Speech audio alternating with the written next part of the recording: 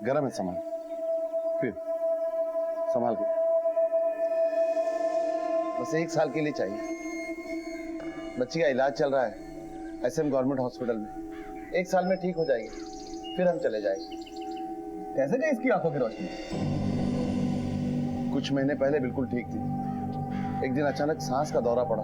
Doctor ने कहा कि अस्थमा की शुरुआत है, और फिर अस्थमा की गलत दवाई दे दी। उसी का साइड इफेक्ट हो गया और धीरे धीरे बच्ची की आंखों की रोशनी चली गई। कोई परिवार वाला घर मिल जाएगा तो अच्छा रहेगा, ताकि मैं काम पे जाऊं तो बच्ची कम से कम घर में सेफ रहे। इसलिए आप लोगों के पास चला है। लेकिन हर महीने का किराया 3000 रुपये नहीं। अब देखिए बहन जी, मैं होटल में खाना बनाने का काम करता हूँ, मेरी इतनी कमाई नहीं है। मैं 2000 रुपए दे पाऊंगा। 2000 में तो नहीं होगा। चलो मम्मी मैं आता हूँ।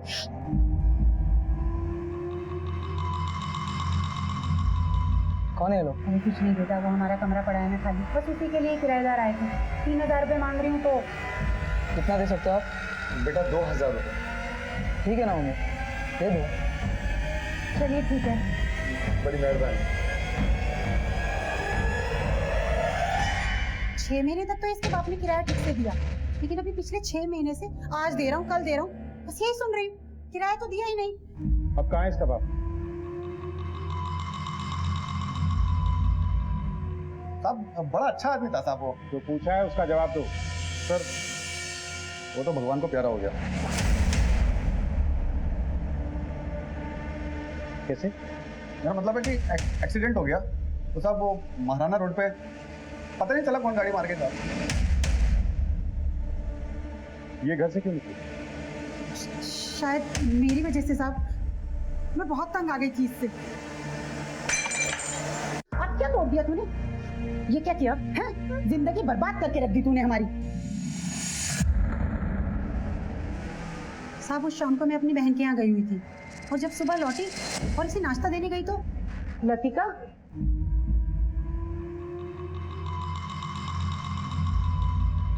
लतिका सर वो लगता है कि लतिका ने बात दिल पे ले ली, इसलिए। बेटा ये सच है? हाँ सर। शर्म आनी चाहिए तुम लोगों को। एक लाचार लड़की को इतना दुत्कारा कि वो घर छोड़ने के लिए मजबूर हो गई। अरे क्या बात कर रहे हैं सर, इतनी प्यारी बच्ची है। हाँ अरे डरो मत, चमना चमना आंटी हूँ, चमना आंटी। अरे बेटा अगर कोई गलती हो गई हो तो माँ समझ के माफ कर दो और चलो अपने घर। चलोगी ना? बेटा आप इनके साथ जाना चाहती है? हाँ सर जी। ठीक है, तुम लोग ले जा सकते हो उसको, लेकिन अब की बार अगर शिकायत आई ना तो बात थोड़ी बड़ी हो जाएगी। नहीं तब कोई शिकायत नहीं आएगी, हम पूरा ध्यान रखेंगे इसका।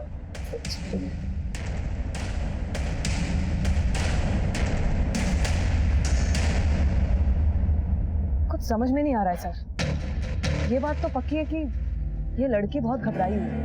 सर हो सकता है कि वो अपने पिता की मौत की वजह से अभी भी डिप्रेशन में हो, या फिर हो सकता है कि अपने ना देखने की वजह से वो अभी भी परेशान है, या फिर ऐसा भी हो सकता है कि फैमिली की हरकतों की वजह से वो बहुत परेशान है। प्रभा, ये सर। एक होम फॉर चिल्ड्रन है सलामत, वहाँ एक साइकेट्रिस्ट है अमरीन। इस अमरीन को बच्ची के घर में भेजो। मुझे लगता है ये लड़की ट्रॉमा में है।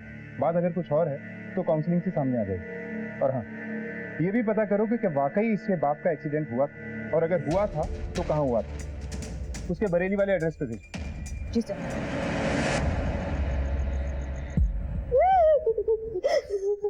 इतना पड़ेगी मेरी बेटी का दहेज देना ही नहीं पड़ेगा, क्यों बेटा? हाँ पापा।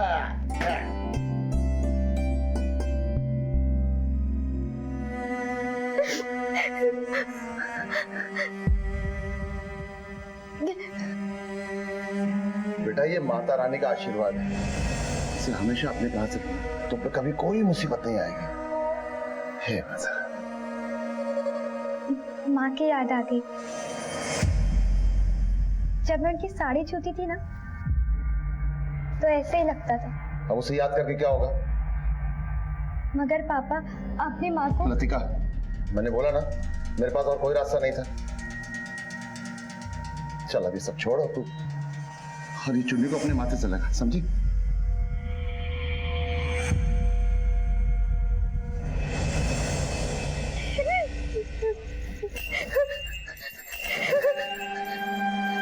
कौन है? कौन है? मैं किसी को कुछ नहीं बताया। कौन मुझे कुछ मत करो, मैंने किसी को कुछ नहीं बताया। और किसी को बताने की कोशिश करना भी मत, वरना तेरे साथ क्या हो सकता है तू जानती नहीं। समझी? सो जा और दरवाजा बंद कर लेना, कोई भी आ सकता है।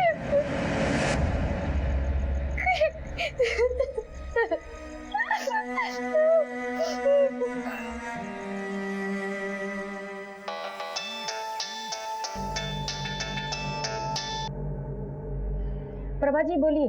वो मैं लतिका के बारे में बात करना चाह रही थी। जी, मैं उसी के घर जा रही हूँ। देखिए अमरीन जी, हमें इस लड़की की बहुत फिक्र है।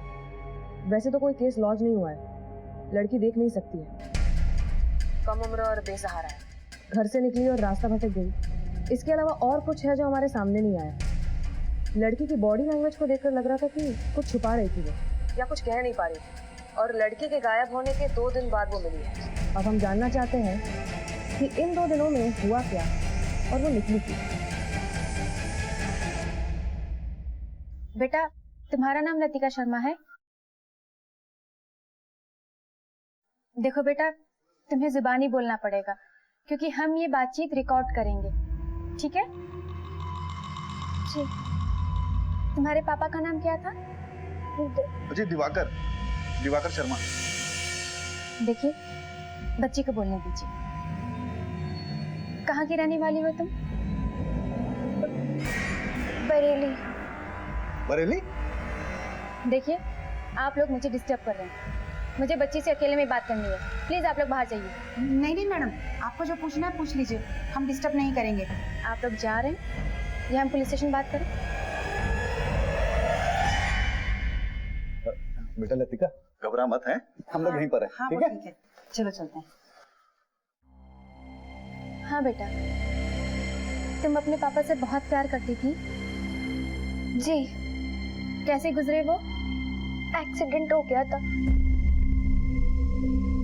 एक गाड़ी ने उड़ा दिया था। गाड़ी वाला पकड़ा नहीं गया। पुलिस स्टेशन में रिपोर्ट की थी? नहीं। अच्छा, तुम्हारी माँ? वो बचपन में ही गुजर गई, मुझे तो उनका चेहरा भी याद नहीं है।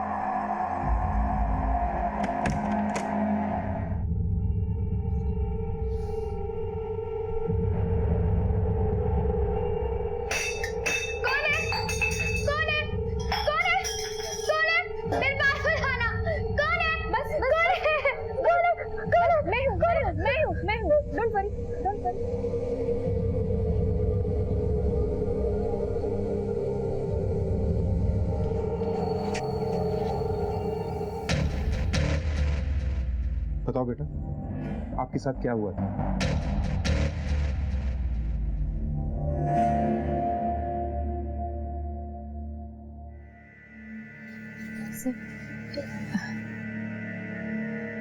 लतिका, बिल्कुल भी मत घबराओ। तुम पुलिस स्टेशन में हो, तुम्हारे साथ जो भी हुआ है तुम बेझिझक सर को बोल सकती हो। बोलो। और मैं हमेशा की तरह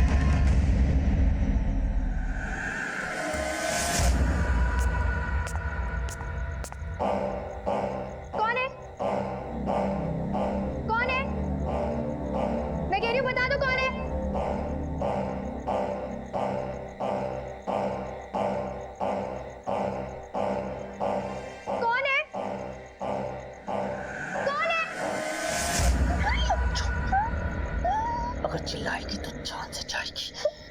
बेचारा मैं कौन हूँ?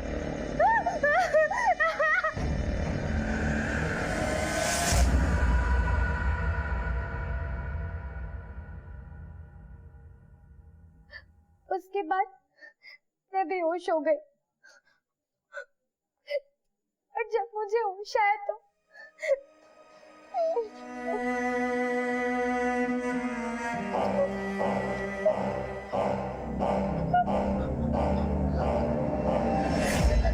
अगर तूने किसी को भी बताया कि मैंने तेरे साथ क्या किया तो जैसे तेरा बाप किया है वैसे तू भी जाएगी।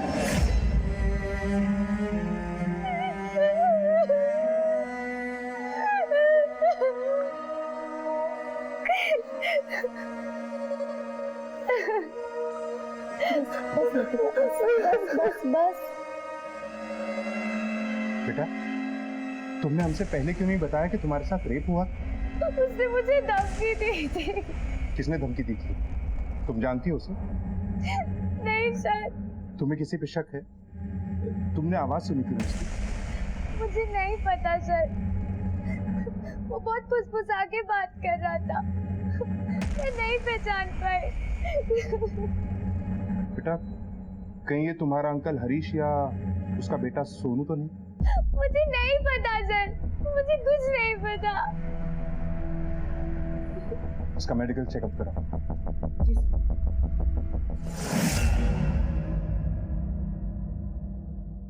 इस लड़की के गांव से पता करो, इसका कोई रिश्तेदार है क्या? सर लड़की का कहना है कि उसका कोई नहीं है, एक फादर थे जो अब नहीं है। लेकिन ऐसा तो हो ही नहीं सकता, कोई तो होगा, चाहे दूर का ही रिश्तेदार से। अगर इस लड़की को किसी अनाथ आश्रम या एनजीओ को सौंपना है तो इनमें से किसी एक का होना जरूरी है। Okay sir. और जिन लोगों के यहाँ ये लड़की रहती है वो लोग कहाँ हैं? सर अंदर बैठो। साहब, हमारी बच्ची ठीक तो है ना? हमें बड़ी चिंता हो रही है उसकी साहब। अगर एक भी नौटंकी वाली बात की तो इतनी सेवा करेंगे कि जब तक जिंदा हो सीधे से बोलोगे। लड़की घर से बाहर क्यों गई? साहब, आप तो जानते हैं कि उसे दिखाई नहीं देता था, हो सकता है कि घूमने गई हो और रास्ता भटक गई हो। लड़की अकेले घर से बाहर क्यों गई थी? साहब, मैं बताता हूँ। मेरी माँ ने उसे बाहर निकाला था। मेरी माँ को शक था कि मेरा और उस लड़के का कोई चक्कर चल रहा है, तो कभी शक था कि मेरे पापा का उस पर कोई नजर है। अरे बेटा, ये तो क्या बोले जा रहा है? भगवान से तो डर। सोनू तो पागल हो गया। नहीं सारा ऐसा कुछ भी नहीं है, ये तो पता नहीं क्या बोले जा रहा है। दुबे ले जाओ इसे। Yes ma'am. सर, मुझे क्यों लेके जा रहे हो सर? सर, मैंने क्या किया सर? हाँ तो क्या बोल रहा था तू? जब मैं लतिका के रूम में जाता था ना, तो पूरा घर सर पर उठा लेती थी, और पापा जब लतिका के रूम में चले जाते थे ना, तो घर में पूरा झगड़ा चालू हो जाता। क्यों मैडम, क्या बोल रहा है ये? मैं मानती हूँ कि मुझे वो लड़की अच्छी नहीं लगती थी, सिर्फ इसलिए कि उसका बाप अच्छे से किराया नहीं देता था टाइम पे। नहीं, इसे भी लेके जाओ। साहब, मैंने कुछ नहीं सर, किया। इसने कुछ नहीं किया, इसको कुछ भी नहीं पता। सर, इसे छोड़ दीजिए, मैं आपको सब सच बता देती हूँ। मैंने कितनी बार कहा था अपने पति से कि इस लड़की को किसी अनाथ आश्रम में छोड़ देते हैं, पर वो मेरी बात सुनने के लिए तैयार ही नहीं थे। और उस रात अपनी बहन के घर जाने से पहले मैंने अपने पति को लतिका के कमरे से बाहर निकलते हुए देखा। मैंने उस लड़की के साथ कोई गलत काम नहीं किया साहब। मैं तो उसे अपनी बेटी की तरह मानता हूँ साहब। कितना आगे कसम साहब,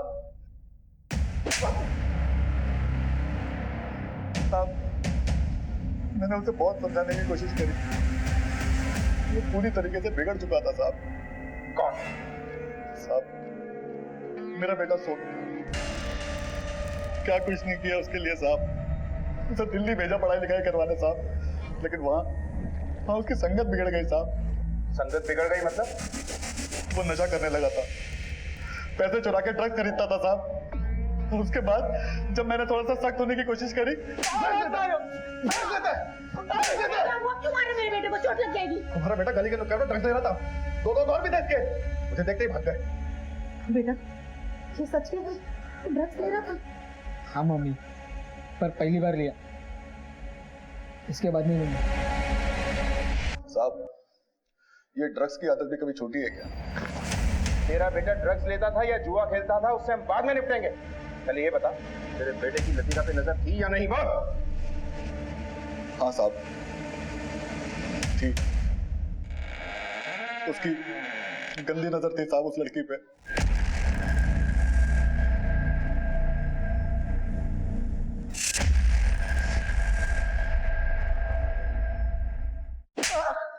उस रात उसके कमरे में क्या लेने गया था तू? घर में पैसे नहीं थे, मुझे नशा करने के लिए पैसे चाहिए। मुझे पता था उसके बाप ने उसके लिए घर में कहाँ पैसे छुपा के रखे थे। कौन है? कौन है? कौन है?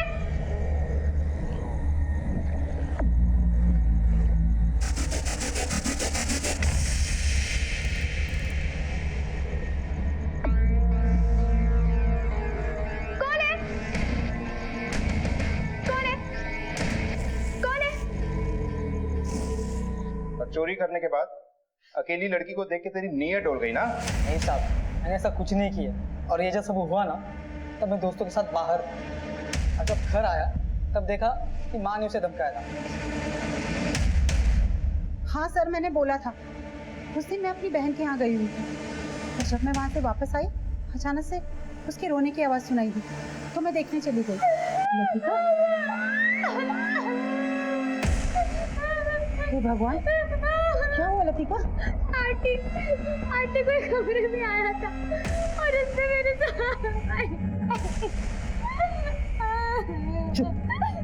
चुप एकदम। देख लतिका, सुबह होने से पहले यहाँ से कहीं ना कहीं चली जा, वरना तुझे ऐसी जगह छोड़कर आऊंगी कि तुझे खुद भी नहीं पता होगा कि तू कहाँ पर है, समझी? अगर ये जो कुकर्म तूने किया है ना, इसके बारे में किसी को बताने की कोशिश भी मत करना। चुप कर जा एकदम।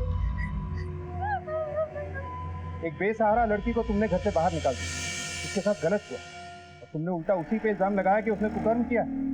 शर्म आनी चाहिए तुम्हें।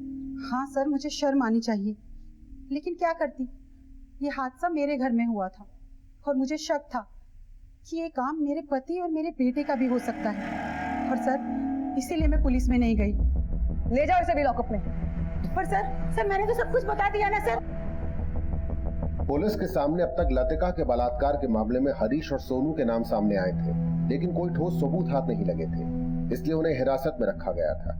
हरीश, सोनू और जमुना, तीनों के कॉल रिकॉर्ड चेक करो, पता करो कि जिस रात कथित रेप हुआ, तीनों में से कौन कहाँ था। सर, ये लड़की की मेडिकल रिपोर्ट। एक बात और सर, बरेली पुलिस स्टेशन से खबर आई है, लड़की ने जो पता दिया वो फर्जी है। बरेली में ऐसी कोई जगह ही नहीं है।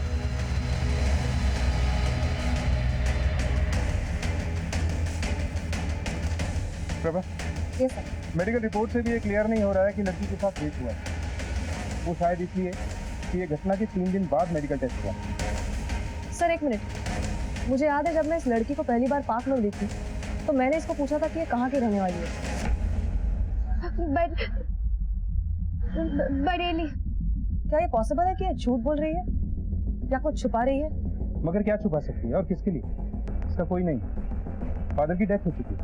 हाँ सर, मगर ये फादर की डेथ भी एक मिस्ट्री है। उस हिट एंड रन में कोई पकड़ा नहीं गया और अब इस रेप में भी हम अंधेरे में हैं। प्रभा, ये लतिका जहाँ रहती है वहाँ आसपास सीसीटीवी कैमरा है? एग्जैक्ट आइडिया नहीं है सर, मैं पता करती हूँ। और क्या ये लतिका कोई सेलफोन यूज करती? नहीं सर। तो इसका मतलब है ये लड़की जो भी हमसे कहेगी कि उस रात घर से निकलने के बाद वो कहाँ गई, हमें सब बातों पे यकीन करना होगा। लेकिन हमें ये भी पता लगाना होगा कि इसके गांव का असली एड्रेस क्या है और इसने हमसे झूठ क्यों बोला। या तो तुम झूठ बोलकर हमें गुमराह करने की कोशिश कर रही हो या किसी मजबूरी के तहत कुछ छुपा रही हो। और बेटा, दोनों ही सूरतों में तुम मुसीबत में।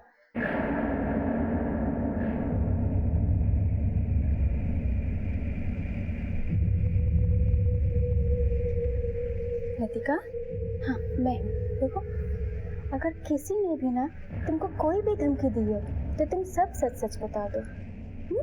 मैं हूँ तुम्हारे साथ, बोलो तुम। मुझे किसी ने कोई धमकी नहीं दी थी, सिवाय उस आदमी के जिसने मुझे कहा था कि अगर मैंने किसी को कुछ भी बताया, अगर तूने किसी को भी बताया कि मैंने तेरे साथ क्या किया, तो जैसे तेरा बाप किया वैसे तू भी जाएगी। तो तुमने गांव का पता गलत क्यों बताया? मैंने झूठ नहीं बोला था। पापा के साथ गांव छोड़े हुए मुझे काफी वक्त हो गया, मुझे कुछ याद नहीं था, तो मुझे याद था मैंने बता दिया। लतिका, तुम झूठ बोल रही हो।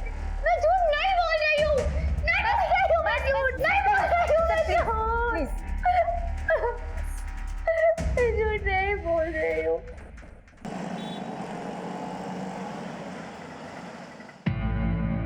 सर, सर लतिका के फादर दिवाकर का एक्सीडेंट रात के 10 बजे के आसपास हुआ था और जिस सड़क पे एक्सीडेंट हुआ था वहां पे कोई सीसीटीवी कैमरा नहीं था और वहां की दुकानें भी बंद हो चुकी थी। एक मेडिकल शॉप खुला हुआ था जहां एक लड़का दुकान बंद करने की तैयारी कर रहा था। उस लड़के का स्टेटमेंट मिला है। सर मैं दुकान बंद करने की तैयारी कर रहा था और दिवाकर जी मुझसे थोड़ी देर पहले ही दवाइयाँ लेकर गए थे। उसके बाद मुझे बाहर से आवाज़ आई और जैसे मैं बाहर भाग के गया मैंने देखा कि दिवाकर अंकल खून से लथपथ थे। उसके बाद मैंने एम्बुलेंस को फ़ोन किया और पुलिस को फ़ोन किया। आपने गाड़ी का नंबर देखा? नहीं सर, जब मैं बाहर आया तो गाड़ी जा चुकी थी। ये महज एक इत्तेफाक है या फिर एक्सीडेंट करने वाले को पता था कि वहां कोई सीसीटीवी कैमरा नहीं है? वैसे भी इस लड़की की सारी बातों पर यकीन कैसे करते? इस लड़की ने कहा कि इसके साथ रेप हुआ है, हमने मान लिया। इसने कहा कि ये अकेली घर से निकली थी, हमने ये भी मान लिया। मान लो अगर ये लड़की ही झूठ बोल रही हो तो? Prabha, yes sir. इस लड़की के घर से निकलने वाले हर मुमकिन रास्ते के सीसीटीवी कैमरास को चेक। एक नेत्रहीन अकेली लड़की सड़क पर सीसीटीवी में ढूंढना मुश्किल नहीं है। जी सर। पुलिस को अब लतिका के बयान पे भी शक होने लगा था। लतिका के बयान को क्रॉस चेक करने के लिए उन्होंने एक एक सीसीटीवी को बारीकी से टटोलना शुरू किया। दिन रात की मेहनत के बाद पुलिस ने आखिरकार सच्चाई खोज ही निकाली। Prabha, yes sir. इतना तो साफ है कि ये लड़की सच बोल रही थी कि वो घर से अकेली नहीं और रेप को लेकर झूठ बोलने की कोई खास वजह भी नजर नहीं आई। तो फिर ऐसा कौन है जो इनके घर में आया था?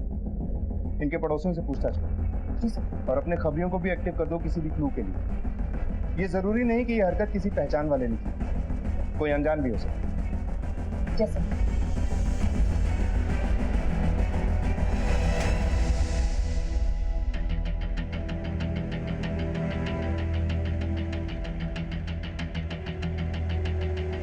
लड़की को देखा है? हाँ सर, इनके पिताजी हमारे यहाँ पे काम किया करते थे, लेकिन बाद में उनको निकाल दिया गया। सर चोरी करेंगे तो रखेंगे नहीं ना सर। लेकिन सर बाद में पता चला था कि उसकी बेटी के लिए उसने खाना चुराया था। अच्छा आदमी था साहब, लेकिन फंस गया बेचारा। बहुत मेहनती भी था साहब, उसकी किसी से दुश्मनी नहीं हो सकती। बता रहा था कि बेरी का रहने वाला था। पुलिस की कड़ी छानबीन से लतिका के असली गांव का पता चल गया और वहां पर एक टीम तहकीकात के लिए रवाना हुई।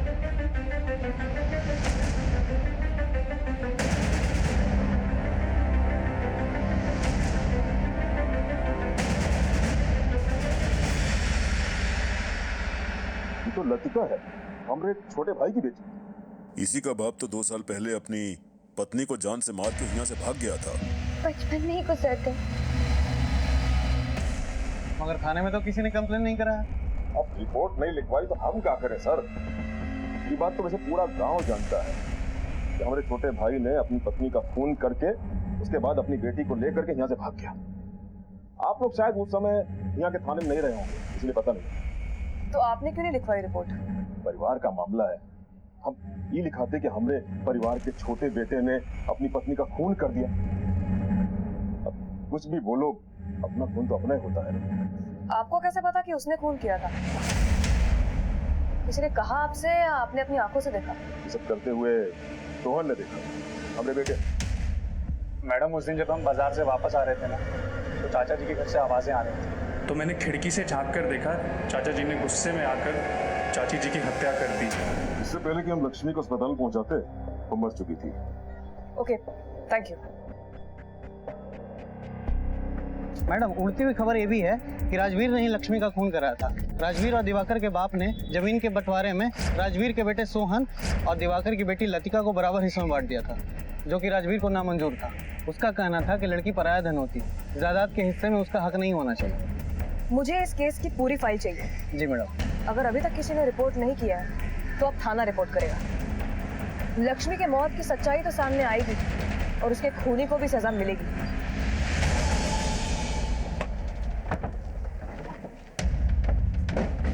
सर, बेरी से कोई खबर? यस सर, ये लतिका की माँ की मर्डर केस फाइल है। बेरी पुलिस का कहना है कि वो ये केस फिर से ओपन कर रहे हैं। इसमें उन सबकी तस्वीरें हैं। ये राजवीर, दिवाकर का बड़ा भाई, और ये सोहन, राजवीर का बेटा। ठीक है, इन सबको पुलिस स्टेशन बुलवाओ।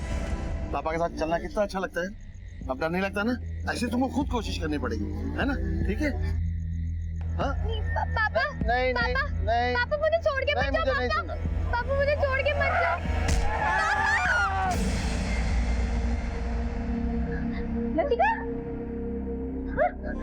क्या है बेटा? हाँ? तो पापा के पास जाना है। तो पापा के पास जाना है। बस बस बस बस।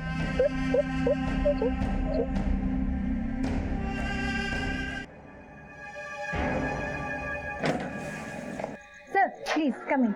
मैम प्लीज तुम लोग जाओ।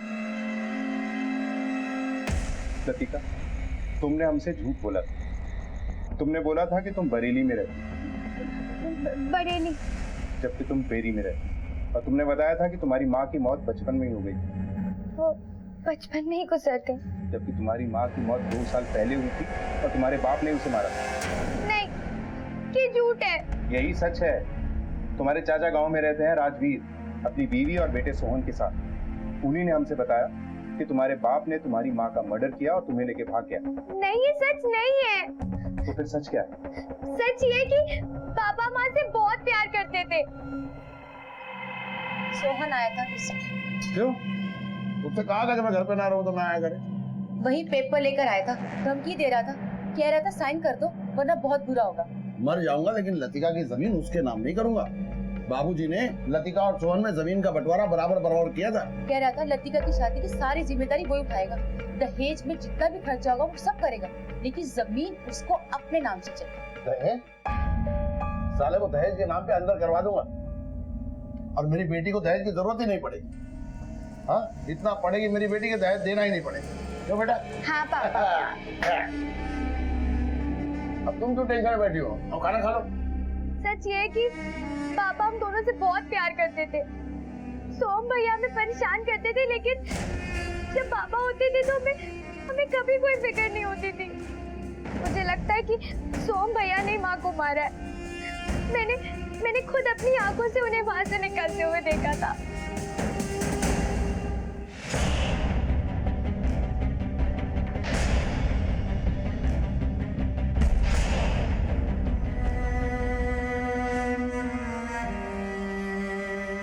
तो क्या जो तुम्हारे साथ हुआ वो भी सोहन है? मुझे नहीं पता। काश मैं देख सकती। पापा ने क्या क्या सपने देखे थे मेरे लिए, सब खत्म हो गया। अब नहीं जीना चाहती हूँ। ऐसे नहीं बोलते। लतिका, तुम चाहती हो ना कि तुम्हारी माँ के कातिल को सजा मिले, उसे सजा मिले जिसने तुम्हारे साथ ये सब किया। तो फिर तुम्हें हमारी मदद करनी, उस आदमी की महक को पहचानना हो, किसी भी तरह की महक, गुटखे की महक, सिगरेट की महक या उसके पसीने की महक। मुझे नहीं पता, लेकिन मैं पूरी कोशिश करूंगी। सब कुछ सच सच बताएगा या सच जानने के लिए हमें ही कुछ करना पड़ेगा? क्या सच सर? यही सच कि तूने लतिका की माँ यानी अपनी चाची को क्यों और कैसे मारा, और लतिका के साथ गलत क्यों और कैसे किया। मेरे पापा अभी आते होंगे मुझे छुड़ाने, जब मैंने कुछ किया ही नहीं है तो ये ऐसे नहीं बनेगा। जरा इसकी अच्छी तरह से धुलाई करो। सर बताता हूँ सर। सच याद आया? सर पापा ने दिवाकर चाचा को कई बार समझाया कि वो जमीन मेरे नाम कर दें, पर चाचा अपनी जिद पर अड़े हुए थे। तो पापा ने मुझसे कहा कि मैं चाची को अलग से समझाऊं। चाची मुझे इसमें लतिका के साइन चाहिए। मैंने आपसे कहा ना, उसकी शादी की जिम्मेदारी मैं लेता हूँ, मैं करता हूँ दहेज का इंतजाम। तुझे कहा था ना, तेरे चाचा यहाँ पे ना हो तो यहाँ आना नहीं। चाची समझो मेरी बात, नहीं तो बहुत बुरा हो जाएगा।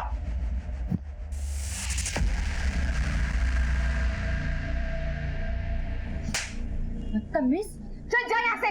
मेरे ऊपर आज तक किसी ने हाथ नहीं उठाया, तूने ठीक नहीं किया मुझ पर हाथ उठा के। तो देख मैं क्या करता हूँ।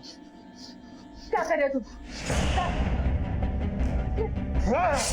सर मैंने जानबूझ के कुछ नहीं किया सर, वो गलती से हो गया। गलती से तूने अपनी चाची को मार डाला? और क्या क्या किया गलती से?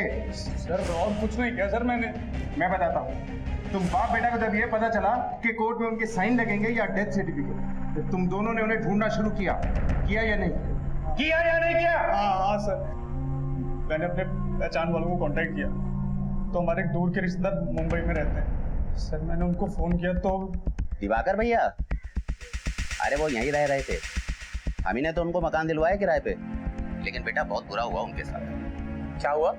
अरे उनकी बेटी है ना लतिका, उसे अस्थमा का प्रॉब्लम हो गया था, इलाज भी चल रहा था यहाँ पर। लेकिन बेटा डॉक्टर ने न जाने कौन सी गलत दवाई दे दी कि उसकी आंखों की रोशनी चली गई। क्या मतलब? मतलब ये कि अब वो देख नहीं सकती है। फिर तुमने उसे ढूंढ निकाला और अपने चाचा को एक्सीडेंट करके मार डाला। नहीं सर, मैंने दिवाकर चाचा को नहीं मारा सर। मैं तो संदीप चाचा को फोन करता रहा तो उन्होंने कहा कि दिवाकर चाचा का फोन आया था और उन्होंने भिवानी का पता बताया था। पर सर वहाँ ताला लगा हुआ था। ताला जरूर लगा था, लेकिन हरीश के मेन गेट के साथ में ही लतिका के रूम की एंट्री भी थी। वहां से तू उस रूम में गया, लतिका अकेली थी और तूने उसके साथ रेप किया। मैं उसका रेप कैसे कर सकता हूँ सर? वो मेरी बहन है सर। और लतिका की माँ तेरी चाची थी, तू उस पर कोशिश कर सकता है। सर मेरा यकीन कीजिए, चाचा के गांव से आने के बाद मैं उनसे मिला तक नहीं। और जब मुझे पता चला कि लतिका की आंखों की रोशनी चली गई तो मैं उन दोनों को मारना नहीं चाहता था सर। मैं तो बस सौदा करना चाहता था, वो जमीन हमारे नाम कर दे बस। लतिका की मां की हत्या की गुत्थी तो पुलिस ने सुलझा ली थी, लेकिन लतिका के बलात्कार का मामला अब भी नहीं सुलझ पाया था। इसलिए इस उलझे हुए केस को सुलझाने के लिए एक अनोखा तरीका खोज निकाला गया। बेटा, हम एक एक्सपेरिमेंट कर रहे हैं और आपको हमारा साथ देना होगा। आपके पास एक एक करके सब लोग आएंगे, आपके कान में कुछ फुसफुसाएंगे। आपको उनकी खुशबू से, उनकी आवाज से पहचानना है कि उनमें से वो कौन है जो उस रात तुम्हारे कमरे में आया था। लेकिन सर, लतिका जन्म से नेत्रहीन नहीं है। इसकी आंखों की रोशनी को गए हुए हार्डली 1 साल से ज्यादा हुआ होगा। इसकी वो इंद्रियां दूसरे फिजिकली चैलेंज लोगों की तरह स्ट्रॉन्ग नहीं हो सकती है। और फिर सर, लतिका को फिर से मेंटल ट्रॉमा में डालने की क्या जरूरत है? क्योंकि हमारे पास और कोई रास्ता नहीं। हमने सारे तरीके अपना लिए, बस यही एक तरीका बचा है। ऊपर से ये बच्ची देख भी नहीं सकती, लेकिन लतिका, तुमको देखना होगा। अपनी सारी शक्तियों को इकट्ठा करके तुम्हें पहचानना होगा कि तुम्हारा मुजरिम कौन है।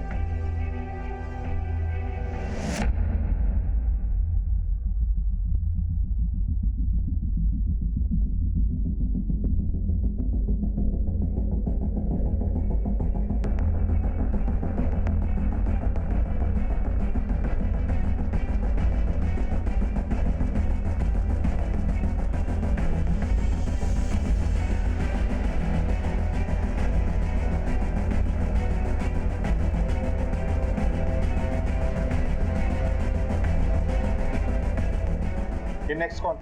बाकी नहीं रहा सर। आई थिंक सर ये सही तरीका नहीं है और लतिका गलत भी तो हो सकती है सर। वो मुझे फंसाने के लिए ना झूठ भी बोल सकती है कि मैंने उसका रेप किया है। चुपचाप अंदर चला जा, वरना लतिका की गवाही के बिना ही तुझ पे केस चला दूंगा। चल जा अंदर।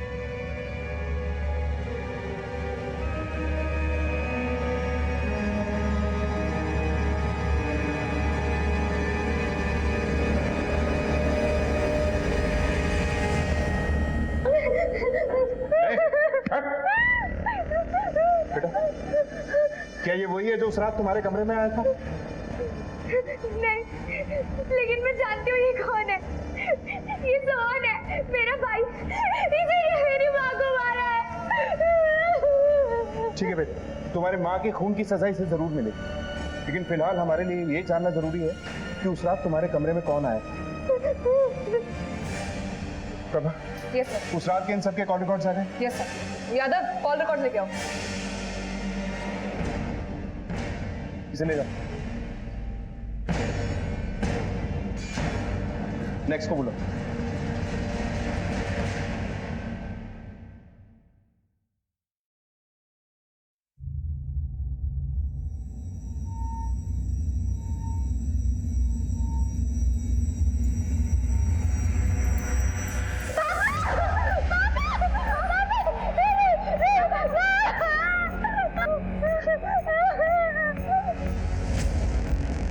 देखिए सर, लतिका से जरूर कुछ गलती हुई है। वो बेचारी देख नहीं सकती। वो कैसे कह सकती कि वो आदमी मैं ही था? सिर्फ वही नहीं बोल रही, तेरे सेल रिकॉर्ड्स भी बोल रहे हैं। ये देख, जिस रोज तू दुकान पे नहीं गया था ना ये बोल के कि तू घर पे है, उस रोज तेरा सेल फोन खुद ब खुद चल के उसके घर चला गया था। बताता प्लीज मत मारिए। जब मैंने पहली बार लतिका को अपनी दुकान में देखा तो उसे पसंद करने लग गया। भाई साहब, ये पूरे पैसे तो नहीं है? मैं पूरी कोशिश कर रहा हूँ, जल्दी आपके पैसे चुका दूंगा। मैं किसी को उधार नहीं देता, मुझे भी अपना धंधा चलाना है, आगे पैसे चुकाने पड़ते हैं। साहब जी, आपका है तो मैं इनके पैसे दे देता हूँ, बेचारे मजबूर आदमी हैं। और इनकी बेटी भी नहीं देख सकती। सर मैं उनके घर बार बार जाने के बहाने ढूंढने लगा, कभी दवाइयां देने के बहाने तो कभी ट्रस्ट की बात करने के बहाने। शायद मैं लतिका से प्यार करने लगा था।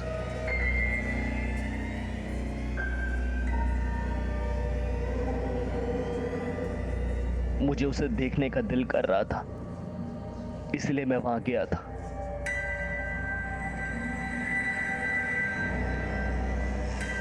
और मैंने वहां देखा कि घर में कोई नहीं था।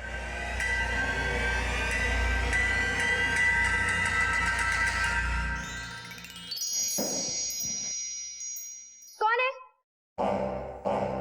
मैं कह रही हूँ बता दो कौन है?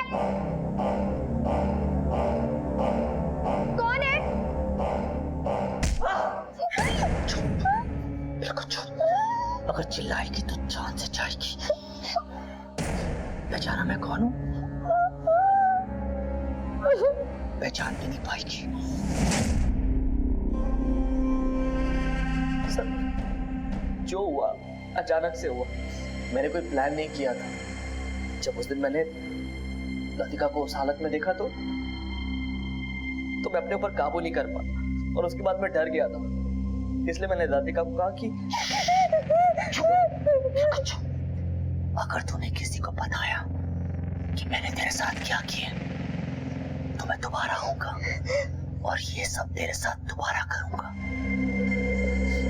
सर मैं लतिका से माफी मांगने के लिए तैयार हूँ और अपनी गलती का पश्चाताप करके उससे शादी करने के लिए भी तैयार हूँ। तू चाहे तो किसी की भी जिंदगी बर्बाद कर दे, और जब बात तेरे ऊपर आएगी तो सोचेगा दूसरों के बारे में। तू शादी करना चाहता है? शादी नहीं, हम तो बारात भी निकालेंगे तेरी।